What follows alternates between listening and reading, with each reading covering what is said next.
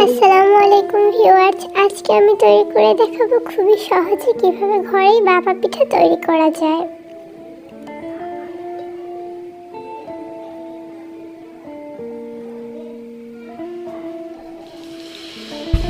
আমি এখানে চালের গুঁড়ো নিয়েছি এবং দিয়ে দিচ্ছি 1 চামচ পরিমাণ লবণ।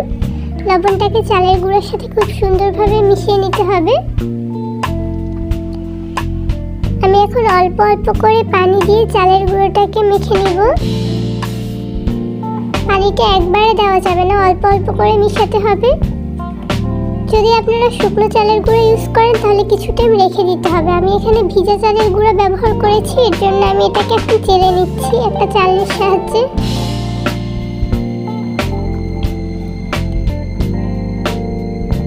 এখন আমি পিঠে রেডি করে নিচ্ছি। এখানে আমি একটা বোতল কেটে নিয়েছি এবং দিয়ে দিচ্ছি চালের গুঁড়ো, দিয়ে দিচ্ছি নারকেল কোড়ানো, দিয়ে দিচ্ছি গুড়। এখানে আমি খেজুরের গুড় নিয়েছি। এই পর্যায়ে আমি উপর থেকে আরো কিছুটা চালের গুঁড়ো দিয়ে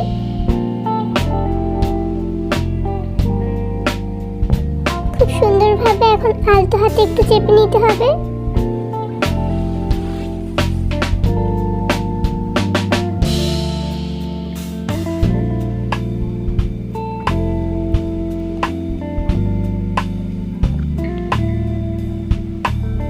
আমি এখানে একটা চালনির উপর দিয়ে দিচ্ছি এবং উপরে একটা নেটের কাপড় দিয়ে দিয়েছি।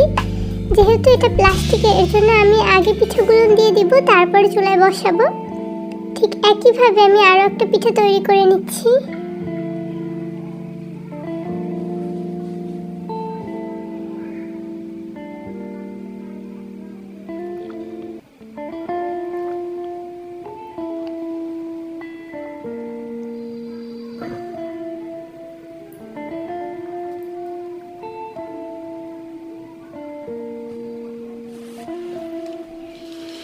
আমি আরো একটি পিঠা তৈরি করে নিচ্ছি।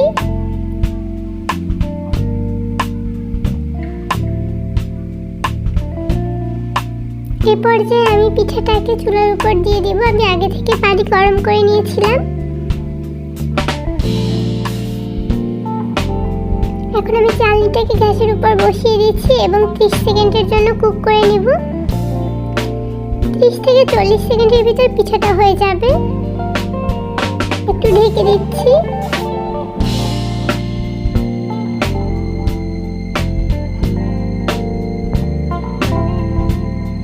এ পর্যায়ে আমার পিঠাটা হয়ে গিয়েছে, আমি তুলে নিচ্ছি।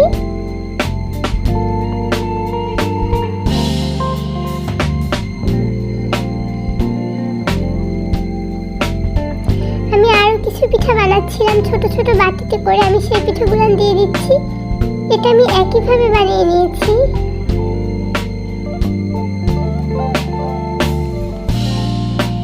এভাবে আমি সবগুলো পিঠা একবারে বানিয়ে নিয়েছি। আপনারা চাইলেও বাসায় তৈরি করে নিতে পারেন খুব সহজে ভাপা পিঠা। এটা শীতের সন্ধ্যায় বা সকালে খেতে খুবই দারুণ হয়।